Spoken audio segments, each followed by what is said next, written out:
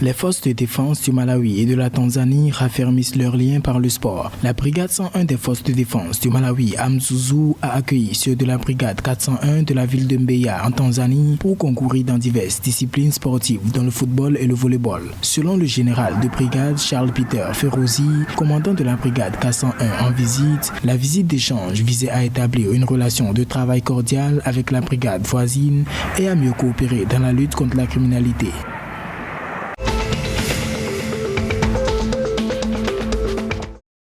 Selon le ministre des Finances, Néal Rijkenberg, en Eswatini, le gouvernement a prévu 42,2 millions d'euros pour répondre au programme de subvention aux intrants visant à renforcer la sécurité alimentaire. Sous la direction du ministère de l'Agriculture, les autorités ont décidé de renforcer la production alimentaire afin d'assurer une accessibilité et une disponibilité durable. En exemple, un total de 100 042 tonnes métriques de maïs a été produit en 2021, marquant une amélioration par rapport aux 86 000 tonnes métriques de 2020.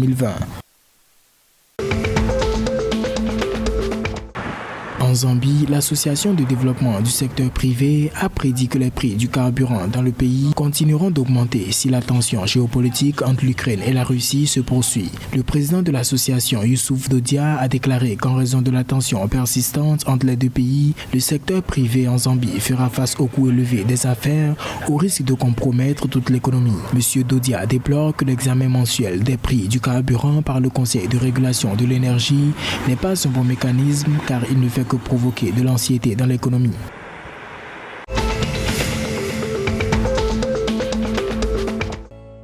La plateforme phare de la bourse du Botswana a connu un indice des entreprises nationales de 1,78% en février 2022, poursuivant sa dynamique. En effet, les DCI, dénomination commune internationale, étaient en hausse de 2,5% sur l'année, avec des performances tirées par des compteurs tels que le Letsogo, qui a gagné 21% depuis le début de l'année. En général, l'indice de rendement total a augmenté de 11,1% en 2021, contre une baisse de 3,6% en 2020.